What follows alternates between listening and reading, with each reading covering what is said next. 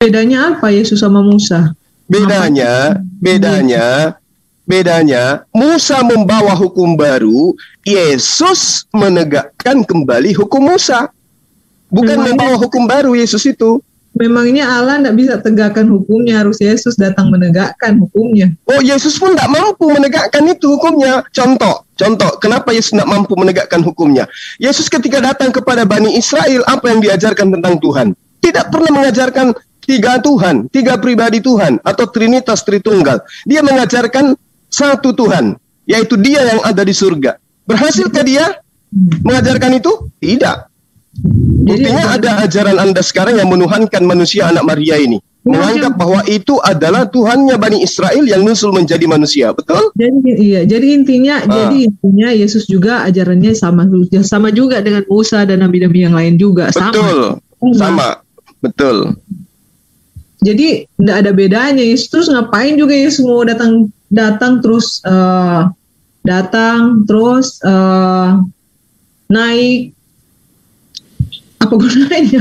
Oke, baik. Karena sahabat saya bertanya ke saya. Jadi begini, apa guna Yesus itu datang kepada Bani Israel? 1, mengajak Bani Israel kembali kepada hukum Tuhan yang ada di dalam ketetapan di dalam kitabnya Nabi Musa, yang mereka sebut dengan kitab Tanakh. Bukankah nabi-nabi juga sering melakukan hal yang itu? Betul, ini kita berbicara mengenai Yesus. Kedatangan dia kan, Mbak ini tanya, jadi saya jawab. Kedatangan beliau untuk mengajak Bani Israel kembali kepada hukum Tuhan. 1, menyampaikan kepada Bani Israel bahwa akan datang sosok penolong lain selain dia, yang mengajarkan segala sesuatunya tentang hukum-hukum dan keadilan dan pengisapan dunia akan dosa. Dan ciri-ciri penolong yang lain itu adalah penolong ini akan mengingatkan kembali tentang perkataan-perkataan yang pernah Yesus ajarkan kepada Bani Israel. Itu. Jadi kudu wajib hukumnya Bani Israel tahu bahwa setelah Yesus terangkat ke langit, akan datang sosok penolong lain yang membimbing manusia menuju kepada Tuhan. Nah, itu waktu Yesus terangkat, Yesus bilang, kalian tunggu sampai tunggu di Samaria, kan, berkumpul di sana. Pada hari keberapa itu akan hari ke-40 ke hari keberapa, saya juga kurang paham, masih harus banyak belajar. Nah, waktu itu turun Roh Kudus dalam bentuk lidah-lidah api, kan, waktu itu. Jadi kita sudah sampai kepada pembahasan bahwa Yesus tujuannya datang adalah memberikan kabar akan datangnya penolong lain. Nah, sekarang penolong lain ini yang mana yang Yesus maksud? Jadi Yesus datang dengan mujizat untuk menyatakan akan ada. Bukankah Allah biasanya pakai malaikat untuk bilang sesuatu, kalau misalnya ada ini, ada itu, ada ini, tidak perlu harus ada sesuatu yang mujizat. Dan itu saja kalau bukan karena tulisan orang-orang itu, tidak ada orang tahu kalau Yesus ini lahir dengan mujizat, lahir tidak ada konsepsi, tidak ada persetubuhan. Ya, kalau di dalam kitab kami, jadi gini Mbak, kami umat Islam itu tidak pernah tahu apa itu gospel. Tidak pernah tahu apa itu perjanjian lama, apa itu perjanjian baru. Kami nggak pernah tahu itu. Bahkan sosok daripada Yesus itu pun kami nggak tahu. Yang kami tahu adalah Al-Quranul Karim mengajarkan sosok Nabi bernama Isa alaihissalam yang datang kepada Bani Israel, menyeru kepada Bani Israel, ya Bani Israel, inni Rasulullahi ilaikum. Wahai Bani Israel, aku ini adalah utusan Tuhan, aku ini adalah Rasulullah yang diutus khusus kepada kalian. Itu yang kami tahu. Nah, setelah kita di Indonesia ini, ternyata agama Kristen, agama saudara-saudara saya, juga mengajarkan tentang sosok yang lahir tanpa ayah di tengah-tengah Bani Israel yang mereka sebut Yesus. Kami menyebutnya Isa, Kristen menyebutnya Yesus. Nah, berjalannya waktu, kita sama-sama agama Syiar. Kami menyampaikan Quran, teman-teman Kristen mengajarkan Bible. Nah, dalam perdebatan atau dalam dialog, itu terkadang muncul itu penjabaran tentang siapa Yesus, siapa Isa, apa misi kedatangannya.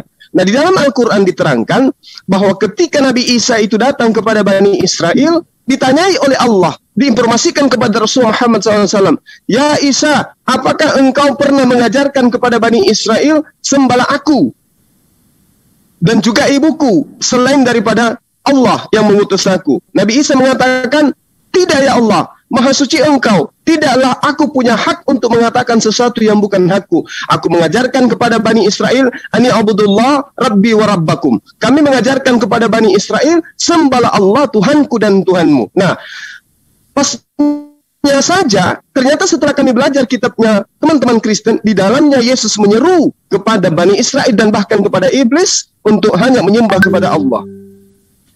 Iya. Barulah kami kemudian terengah, oh ternyata selain di kitab kita, kitabnya sahabat Kristen juga mengajarkan itu, bahwa Yesus menyembah kepada Allah. Di dalam Yohanes 4 pasal 22, "Aku menyembah apa yang aku kenal, kalian menyembah apa yang kalian tidak kenal." Berarti benar dalam Al-Quran bahwa Nabi yang datang kepada Bani Israel itu ternyata menyembah kepada Allah. Maka tak ada dalam Islam haram hukumnya menyembah sesuatu yang menyembah juga kepada Tuhan. Iya. Nah, kalau saya sih mau tambahkan. Silakan. Saya senang dengan komentar Pak Suma. Silakan, Ukti, Saya saudaraku. dengan komentar Pak Suma. Saya juga mau tambahkan satu hal yang saya pahami dan saya bahwa saya sih sebenarnya kalau misalnya nggak perlu sih kita percaya Yesus sebagai Tuhan, begitu. Tapi intinya yang penting di sini bahwa Yesus itu mati untuk mengorbankan kita, dan yang saya tahu barang siapa yang beriman dengan korban itu, yang dia percaya bahwa Yesus itu kan seperti tadi yang di Yohanes 17 ayat 3, dengan hidup yang kekal itu bahwa mereka mengenal engkau satu-satunya Allah yang benar dan mengenal Yesus Kristus yang sudah engkau utus. Nah, mengenal itu berarti kan tahu. Tahu berarti tahu yang benar tentang Yesus. Nah, saya mau kita sama-sama belajar tentang tahu. Iya. Nah, yang saya tahu bahwa Yesus itu mati dan kematiannya itu sangat penting untuk manusia sih. Dan kenapa saya sering tanya tadi, apa bedanya Musa sama Yesus? Kalau kelahirannya saja sudah beda, tentu ada maksud dari itu semua kan. Kenapa juga harus dibeda-bedakan? Kenapa juga Yesus harus lahir tanpa konsepsi? Tentu ada maksud tujuan, karena Allah enggak cuman gara-gara Yesus mau sampaikan sesuatu, karena Yesus mau sampaikan tentang penolong yang akan datang itu, terus dia dibedakan jadi mujizat, dia lahir ke bumi tanpa ayah. Tentu ada maksud tujuannya, kenapa dia tidak melalui proses persetubuhan dia lahir ke bumi. Nah, kalau kita belajar dari kitab suci saya, bahwa maksud tujuannya itu karena ada hubungan dengan penebusan, tentang kesempurnaan. Kalau lahir dari persetubuhan, berarti dia mewarisi dosa dari manusia kan, begitu. Terus kenapa harus mati dia? Karena itu untuk menyeimbangkan kematian dengan dosa. Terus yang mati tidak ada dosa ini. Nah, itu tidak ada dosa ini, yang mati demi yang ada dosa ini, dia jadi ditebus ini dosa ini, sehingga akhirnya kita bisa memiliki kehidupan. Nah, itu konsep itu datang dari Allah, bukan mau-maunya Yesus. Karena Yesus kan sering bilang, bukan kehendakku tapi kehendak Bapakku. Kenapa kehendak Bapa? Kehendak Bapa itu, Bapa mau kita umat manusia ini selamat, sehingga dia mengorbankan Yesus yang disebut, dia mengorbankan putranya yang disebut Yesus itu untuk menyelamatkan umat manusia, semua umat manusia, bukan cuma Bani Israel. Memang ada cerita yang sepertinya seolah-olah Yesus datang hanya untuk Bani Israel. Tapi kemudian Yesus ada pernyataan-pernyataan bahwa kematian Yesus itu untuk menebus seluruh umat manusia, karena Allah ingin semua manusia itu selamat. Sehingga Yesus ini dikatakan akulah jalan dan kebenaran dan hidup. Tidak ada seorang pun bisa datang kepada Allah kalau tidak melalui aku. Nah, itulah yang ingin disampaikan Injil kepada seluruh umat manusia, untuk barang siapa percaya kepada Yesus, dia akan melalui jalan itu untuk bisa datang kepada Allah. Begitu. Iya. Jadi gini, apa yang saudari jabarkan itu adalah bagus dalam perspektif iman Kristen. Saya menghargai itu, ya. Cuman gini, ketika tadi saya mengawali daripada penjabaran saya itu terkait dengan apa yang kemudian Yesus inginkan dalam kehidupannya dia sebagai utusan kepada Bani Israel berdasar terhadap pertanyaan-pertanyaan Mbak kepada saya. Jadi gini, ketika saya ditanya nih, apakah Yesus itu mengajarkan bahwa dirinya itu adalah satu-satunya juru selamat? Apakah kemudian Tuhan pencipta langit dan bumi itu mewahyukan ajaran juru selamat itu kepada Yesus? Saya katakan betul. Kalau dikatakan Yesus itu juru selamat, betul. Yesus itu adalah juru selamat. Allah mengajarkan kepada Yesus tentang satu-satunya juru selamat, yaitu Allah itu sendiri, bukan Yesus. Makanya ketika saudari saya mengatakan, saya tidak dapat berbuat apa-apa dari diriku sendiri, saya tidak datang atas kehendakku sendiri, itulah bukti bahwa juru selamat itu adalah Allah, bukan Yesus. Memang di Mazmur, di kitab Mazmur, di kitab-kitab Perjanjian Lama, itu Allah sering berfirman bahwa dia itu juru selamat. Nah, karena begini, saya ibaratkan juru selamat ini tentang penebus kan. Misalnya, saya gadaikan emas saya. Emas saya gadaikan di pegadaian. Saya menebuskan pakai uang. Nah, uang ini saya tebuskan ke pegadaian untuk supaya emas itu jadi saya punya lagi. Nah, ceritanya di sini yang menebus itu bukan barang mati kan, bukan benda mati. Tapi yang menjadi penebus ini suatu pribadi. Dan pribadi itu adalah disebut kalau di kitab Kristen itu adalah putra Allah, putra satu-satunya yang menjadi penebus itu. Ya, jadi gini. Maaf. Jadi sekarang begini, kalau seandainya Bapak punya anak, terus anak Bapak yang menjadi penebus sesuatu, Bapak yang suruh anak Bapak, kamu pergi ke sana, kamu yang supaya bisa ini, kamu yang ke sana supaya bisa ditebus itu sana. Nah, orang di situ menganggap anak ini, saya kasih contoh begini, saya ini sudah habis uang saya, terus teman saya telepon, Agustin, ada yang transfer uang ini untuk kamu. Saya tidak tahu itu siapa yang transfer. Yang saya tahu dia ini yang kasih uang ke saya.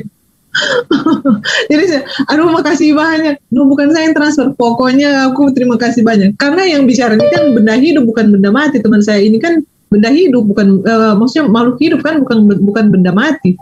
Saya berterima kasih banyak ke dia. Saya tidak tahu uangnya dari mana. Yang jelas dia bilang, ini teman, dia tidak mau bilang namanya siapa. Nah, pokoknya saya mau terima kasih ke kamu, karena melalui kamu saya dapat diberkati ini. Jadi begitu juga saya mau ibaratkan dengan Yesus. Yesus kan itu bukan benda mati kan. Yesus pribadi yang hidup, dan dia itu anak Allah. Dan kenapa dia juga disebut juru selamat? Karena dia anak Allah, dan dia yang menebus kita, dia mati untuk kita, begitu. Tapi sekali lagi yang memerintahkan dia untuk mati siapa ya? Allah.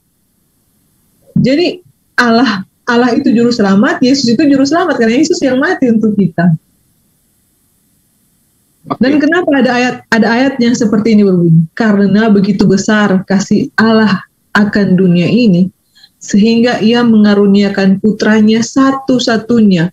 Apa? Monogenesis. Genotip. Putra satu-satunya, supaya barang siapa yang beriman dan percaya memperoleh hidup yang kekal. Kenapa ada ungkapan Allah, inilah putraku satu-satunya.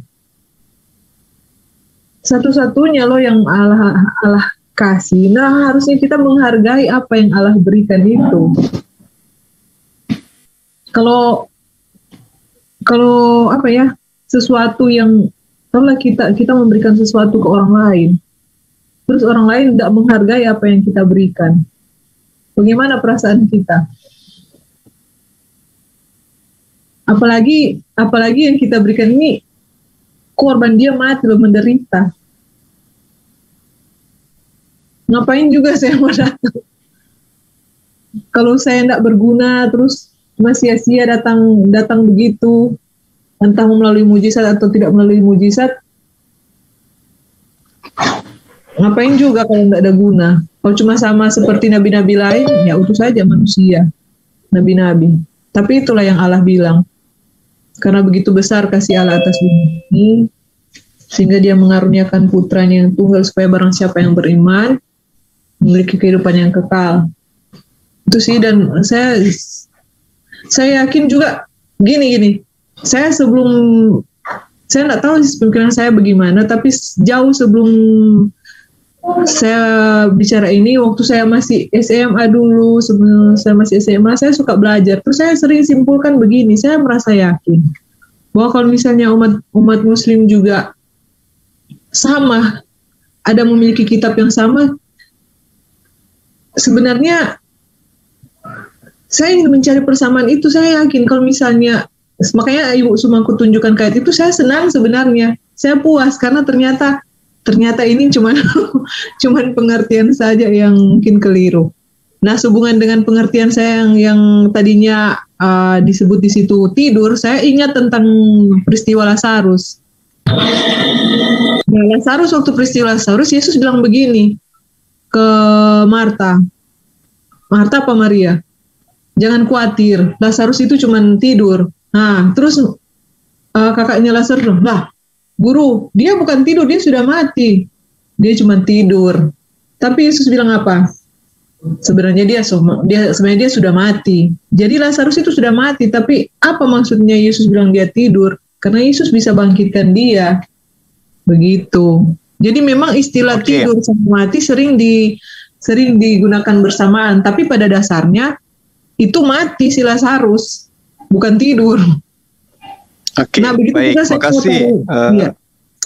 Makasih atas paparannya. Jadi gini, kalau berbicara mengenai Kristen, mau tidak mau kita akan digiring kepada pemahaman bahwa Yesus itu adalah anak Tuhan yang diutus Tuhan untuk mati di atas tiang salib menebus dosa manusia. Itu iman Kristen.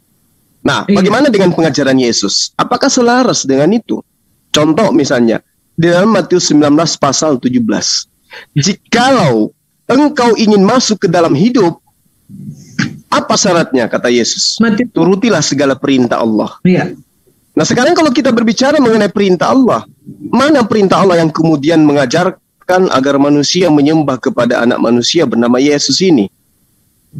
Sementara ketika Yesus itu datang, manusia Bani Israel dikasihi oleh Tuhan sehingga dikasih utusan berupa Yesus. Ketika utusan ini datang, mengajarkan apa? Bani Israel menyembah kepada Tuhan, bukan membiarkan Bani Israel tersesat meninggalkan ajaran Tuhan, tetapi mengajak mereka kembali kepada hukum Tuhan, yaitu menyembah hanya kepada Bapa, lalu kemudian mengakui Yesus itu sebagai utusan Tuhan. Makanya Yesus menekankan, tetapi jikalau engkau ingin masuk ke dalam hidup, turutilah segala perintah Allah.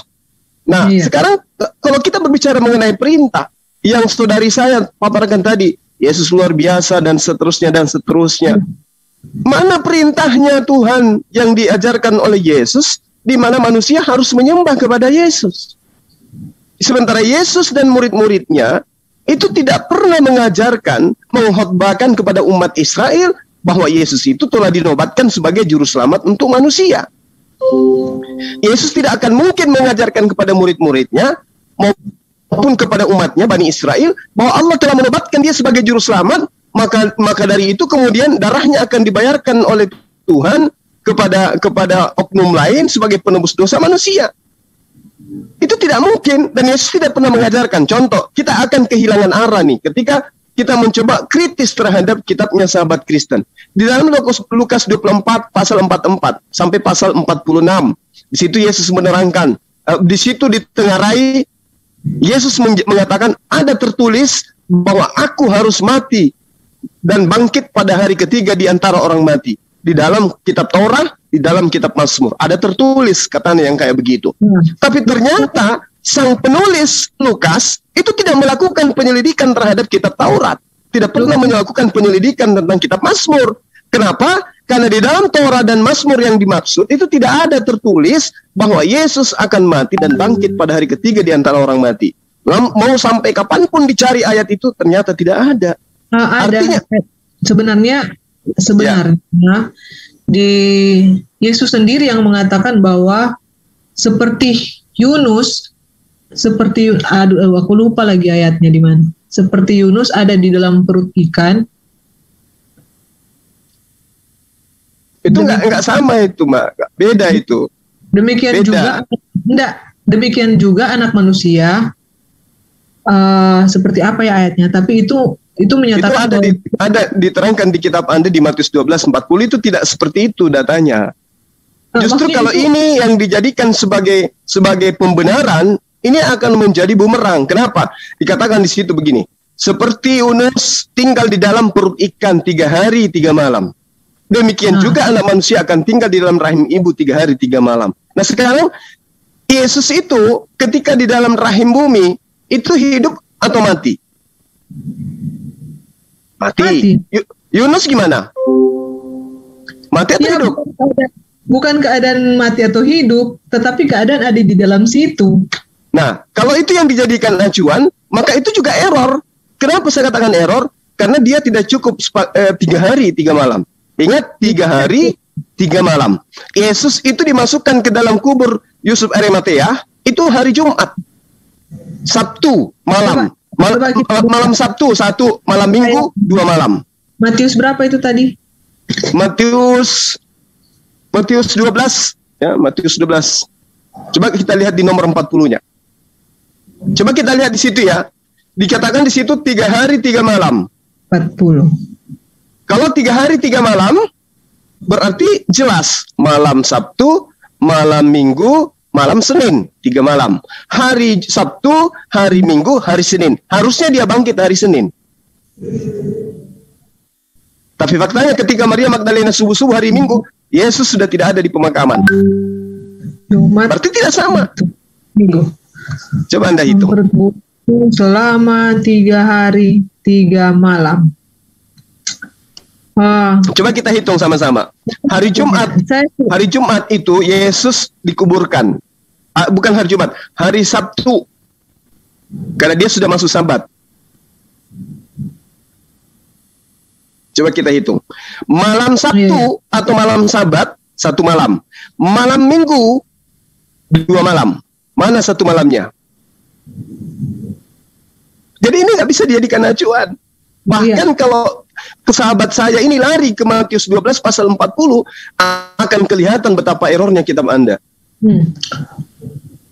Coba. Ya, oke. Mungkin ini keliru. Ini memang salah. Nanti saya mau sedikit juga kita bahas kalau misalnya ada waktu, kalau pas saya sudah dapat jawabannya dari ayat ini, nanti saya masuk lagi untuk. Tapi yang jelas di sini ini menyatakan bahwa Yesus itu mati. Yunus hidup.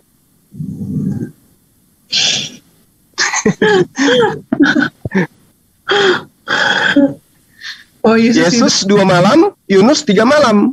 Yesus 2 hari, Yunus 3 hari. Nah, sahabat saya sudah mengatakan salah. Oh begitu ya. Nanti saya juga mau riset ini ayat ini 40 ini. Matius berapa ini tadi? Aduh, aku suka lupa ayat. Matius 12 pasal 40. Oh ya, Matius 12 ayat. Sahabat saya ini dari denom mana ya? Katolik atau Protestan? Saya pencari kebenaran. Kebetulan jangan-jangan murtadin tadinya, bukan ya? Ya. Jangan-jangan murtadin. Apa itu? Dari Islam saya. Enggak. Saya lahir dari Kristen. Orang sini ya, orang Makassar ya? Bukan, saya orang Manado. Oh, Manado. Ya. Pantasan cantik, Mbak. Nah, itu cuman edit, Pak. Oh, edit. Kameranya yang bagus berarti. Karena benar-benar cantik di sini di HP saya. Kameramen yang jago. Bagus. Tapi suaranya juga bagus kok. Oh, masa? Makasih, Pak. Iya, sama-sama. Gombal. Tapi saya juga komentar-komentar Bapak. Iya. Kita sama-sama belajar. Saya juga belajar, sahabat saya juga belajar. Dan saya berharap sahabat saya ini sering-sering masuk ke sini ke SCC. Iya. Kok udah beda ngobrolnya? Ya. Biasa anak muda. Kami masih sama-sama bujang, gimana? Baru 18 ya Guru Daya kemarin bilang ya. Iya.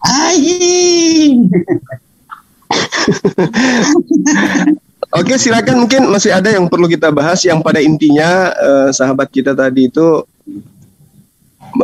pemaparannya itu sangat luar biasa ya. Saya ngerti bahwa kisi-kisi dalam pengajaran doktrin gereja Kristen itu memang harus menekankan kepada poin Trinitas itu, di mana Yesus harus tampil sebagai sosok yang menjadi juru selamat bagi teman-teman Kristen. Saya hargai itu. Hanya saja sebagai agama Syiar dan sebagai saudara, ya apalagi sahabat saya ini kan perempuan, ya kan, adalah kewajiban saya untuk menyampaikan yang menurut saya adalah sebuah kebenaran. Sahabat mau terima, alhamdulillah. Tidak terima juga, ya astagfirullah. Kan gitu ya. Silakan yang lain, mungkin ada tambahan atau ada masukan. Assalamualaikum warahmatullahi wabarakatuh. Waalaikumsalam warahmatullahi wabarakatuh. Kanda gimana kabarnya, Kanda? Sehat? Masih begitu, tapi alhamdulillah sudah agak lemas-lemas. Saya itu betul-betul terpukul tadi malam telepon sama Ustaz Salwan. Malah. Ya, mau diapa, Kanda? Saya cuma bisa menangis di tempat tidur itu. Iya. Oke. Di sini juga, Kanda, saya mohon kepada seluruh netizen, ya, saya mohon mewakili keluarga besar, Ketua Yayasan At-Taubah dan juga pembina Yayasan Makassar Mualaf Center Indonesia atas meninggalnya beliau sebagai tokoh yang sangat luar biasa menurut saya pribadi dan juga organisasi MMCI. Ya, beliau sangat luar biasa ya. 4 hari sebelum meninggal beliau, saya jumpai, dia katakan gini, Bang Suma, saya hari lahirnya tanggal 21 Februari. Saya minta maaf, saya sudah janji sama Anda untuk kita acara sembelih kambing di hari ulang tahun saya. Saya minta maaf, saya tidak bisa hadir. 4 hari sebelum dia meninggal. Itu dia sampaikan ke saya dan disaksikan sendiri oleh Ustadz Alwan. Jadi saya katakan, jangan bilang gitu. Aku bilang, ini kan masih tinggal berapa hari. Dia bilang, ya. Tapi dia ulang, saya minta maaf, saya nggak bisa hadir. Kata dia gitu. Jadi kepada netizen dan semua sahabat, saya mohon dengan sangat supaya kita panjatkan doa kepada Allah, kiranya Allah melapangkan kuburnya dan kemudian menerima semua amal kebajikannya dan menghapus semua dosa-dosanya. Sahabat kita ini benar-benar berhijrah ya, beliau betul-betul hijrah total. Jadi yang tadinya hidup di dunia yang menurut saya ngeri gitu ya, begitu berjumpa dengan timnya Peta Lempu in the Gang, beliau hijrah total. Beliau betul-betul hijrah, bukan hanya hijrah dirinya, tapi juga harta yang dia punya, itu dia hijrahkan semua menuju kepada dinul Islam. Karena itu saya mohon kepada para netizen semua dimanapun antum berada, dan juga sahabat-sahabat yang di sini, yuk kita sejenak membacakan surah Al-Fatihah untuk beliau. A'udzubillahi minasyaitonirrajim. Bismillahirrahmanirrahim. Alhamdulillahirabbil alamin arrahmanirrahim maliki yaumiddin iyyaka na'budu wa iyyaka nasta'in ihdinas siratal mustaqim siratal ladzina an'amta 'alaihim ghairil maghdubi 'alaihim waladdallin. Amin. Ya, terima kasih banyak sahabat-sahabat sekalian. Mungkin ada tambahan dari teman kita yang tadi mau dialog lanjut dengan yang lain, silakan. Terima kasih banyak ya. Namanya siapa sih? Mbak?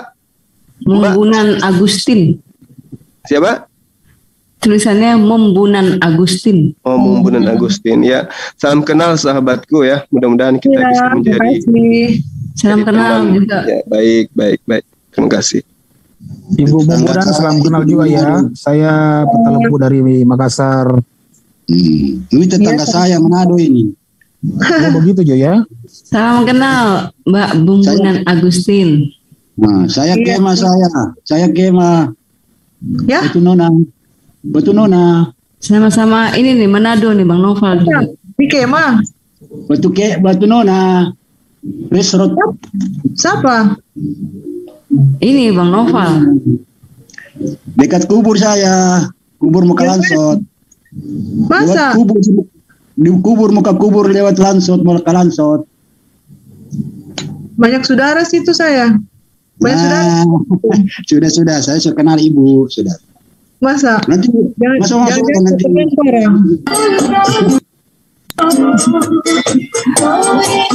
Pak Ade kenapa dangdutan Pak Ade? Jadi sekedar Ibu Membunan ya. Kita di sini tuh bukan mencari kalah atau menang gitu ya. Iya. Di sini bukan ada menang-menangan gitu. Kita di sini ditugaskan oleh agama kami untuk menyampaikan kebenaran. Mungkin juga demikian itu diutus oleh Tuannya Ibu untuk menyampaikan kebenaran. Ayo kita berdiskusi untuk menyampaikan kepada netizen. Adapun hidayah itu datangnya dari Allah. Apalagi tadi saya dengar, saya sangat bersyukur dan merasa bahagia sekali. Ibu tadi mengatakan bahwa ditanya sama Ustaz Suma, Dede dari Denom apa, terus Ibu mengatakan saya pencari kebenaran. Carilah terus kebenaran Ibu. Carilah terus kebenaran itu. Kebenaran itu akan datang kalau betul-betul kita dengan ikhlas, tulus mencari kebenaran itu. Siap. Makasih. Iya. Amin selamat kan, datang di JCC. Amin. Selamat datang di JCC. Ya, silakan datang di sini kapan-kapan saja. Selalu berdiskusi. Saya bersyukur Ibu datang dengan sopan. Ya, sebagai tuan rumah kami di sini yang ada di sini sangat menghargai dan menghormati tamu yang datang dengan sopan di sini, Ibu. Terus linknya juga Bang. Ya. Linknya tetap sama Mbak Membunan. Iya, saya kira Sion sudah itu ya. Sudah Sion tadi udah catat nomornya Ibu ya. Enggak, kalau mau masuk sini link tetap sama, nggak dirubah. Bisa masuk kapan aja. Yang penting linknya disimpan. Enggak kok, nanti saya bisa hubungin si Billy atau ya dia juga nge-save juga tadi link sini.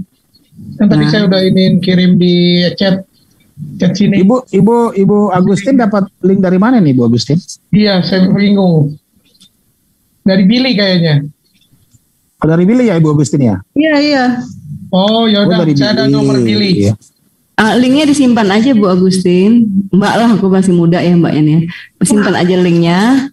Terus kalau masuk sini pakai link itu lagi, masih dipakai terus kok. Oh iya. Ya. Itu 24 jam Ibu. 24 jam, besok masuk bisa lagi. Pokoknya linknya disimpan aja. Siap, makasih. Sama-sama. Salam kenal ya Mbak Agustin ya. Iya, sama juga.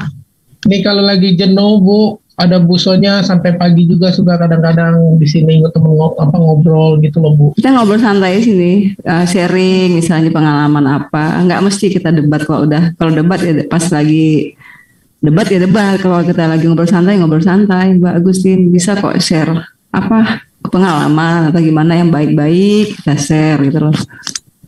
Oke. Saling apa ya? Apa tuh Bang namanya? Misalnya punya pengalaman apa tuh? Sharing. Mengerti, saling bagi dompet. Dompet. Aku senang bisa punya teman di mana nih, di Makassar, terus di mana lagi? Saya di Bali. Mbak Oh Agustin. iya, masa? Iya, saya di Bali. Dia ada Kalimantan, Makassar, ada di. Aku panggil apa? Kenapa? Aku panggil apa ya sama Mbak Sonya? Kenapa Mbak? Aku manggilnya apa? Panggil aja baksonya boleh. Neneng. Panggil aja Mas. Kanten. Kang Mas. Itu semua yang neneng. Bang En ngingetin aku. Salam kenal Mbak Agustin. Dengan saya Sugi Kristologi. Ini Pak Disugi. Pak Disugi ada di Riau. Nanti ntar aku kalau aku ke Bali aku cari ini. Ya monggo Mbak silakan. Silaturahmi ke rumah saya. Saya di Gorontalo. Suatu saat diskusi dengan saya Mbak ya. Jangan di Bandung. Enggak Iya silakan. Nggak pernah dihitung.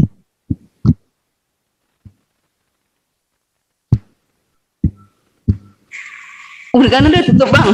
Bukannya udah tutup. Udah selesai bukan?